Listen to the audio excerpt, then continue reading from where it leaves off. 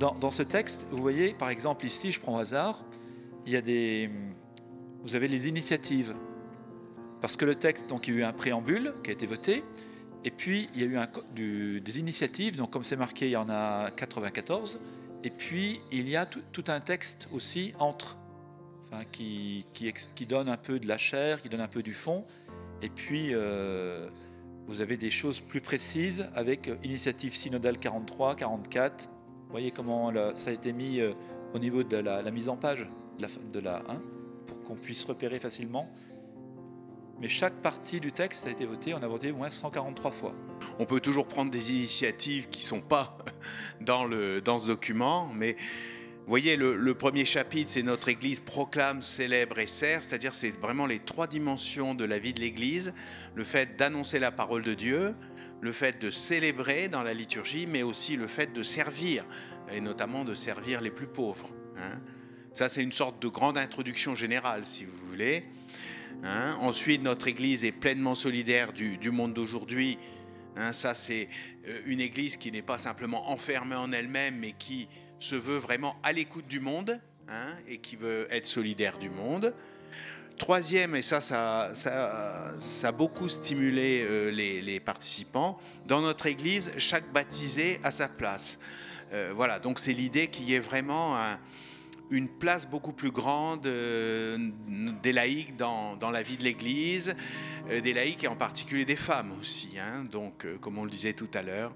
Donc voilà, c'est un petit peu comment on va organiser l'Église pour qu'elle soit vraiment, bon, elle peut pas être totalement une démocratie, mais quand même que chacun y trouve sa place, que chacun soit reconnu. Hein.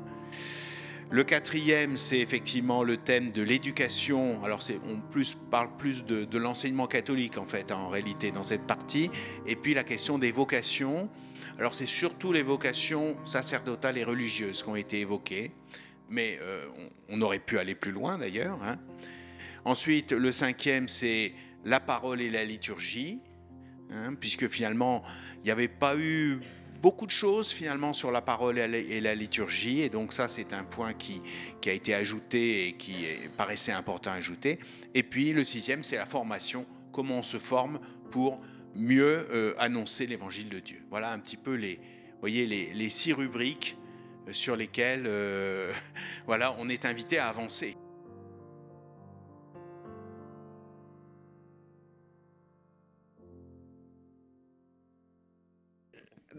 À Romenay, on était là plusieurs, je reconnais là. On a discuté, bien sûr, vous m'entendez.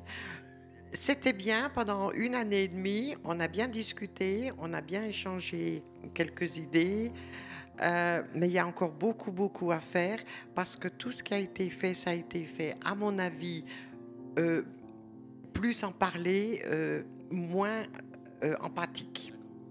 Et vous avez parlé de quoi, par exemple ? Un truc. De tout, du partage de la femme, de tout. On n'a pas pris c'est vrai, on n'a pas pris un thème spécial, on a tout englobé. Mais c'était bien, c'était instructif, mais on a encore beaucoup à faire et il faut le faire pas seulement en écriture, il faut le faire en pratique, c'est ça. Vous disiez c'était instructif, en quoi c'était instructif pour vous, par exemple ? C'est instructif pour moi. J'ai vu que le néant qu'il y a entre l'Église et nous-mêmes. Ça veut dire quoi ? Le néant, c'est-à-dire que on parle beaucoup comme maintenant, on fait beaucoup de choses, mais il faut le mettre en pratique. Et ça, c'est pas évident. C'est pas évident. Voilà. Et vous aviez évoqué des mises en pratique, comment vous pourriez faire chez vous là-bas, en Brest, non, non, pas encore. Non. Ok, très bien. Ça viendra, très bien. Ce qui, pour moi, a été intéressant, c'est que ça a donné une occasion à un petit groupe de personnes de parler de sa foi. On était 5 ou 7. On ne s'est pas rencontrés très souvent, mais chaque fois ça a été intéressant, pas pour faire progresser la réflexion. Je crois que on s'est rendu compte que finalement, on va à l'église, on va à la messe, c'est pas le lieu où on parle de sa foi. où on parle d'autre chose. Là, on a fait l'expérience et ce temps d'échange était intéressant. On a tenté de faire un groupe pendant 2 ans, enfin qui datait déjà d'1 an avant, qui rassemblait, qu'on a appelé le groupe CEP, dont Patrice était l'animateur, mais avec des gens de Pierre d'Ancre, Fraternité Carmont, des demandeurs d'asile de Cluny et des gens de l'aumônerie des gens du voyage, des personnes. Donc ici, il y a des personnes qui ont participé à ça. Et on a trouvé que c'était très riche parce qu'en fait, c'était des pauvretés ou des exclusions différentes, mais il y a eu vraiment des partages en profondeur. Il y a une foi vive chez tout le monde, enfin chez tous. Et ma question, j'aimerais bien savoir comment on pourrait prolonger ça, parce que ça serait vraiment dommage que ça s'arrête là. Tout au début du synode, moi j'ai invité à 2 reprises mon quartier, mes voisins. Aucun ne va à la messe le dimanche. Il y a même un couple qui est musulman. Et ils sont tous venus volontiers. Et je leur ai demandé, je les ai plutôt écoutés, plutôt que de leur proposer des choses. Surtout de leur demander, voilà, le diocèse réfléchit en ce moment à sa présence au monde, à la société. Et qu'est-ce que vous en dites? Et puis,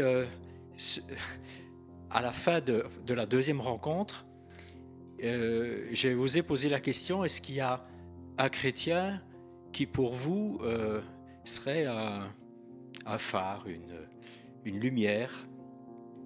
Et tous, sans exception, ont cité la même personne, le pape François.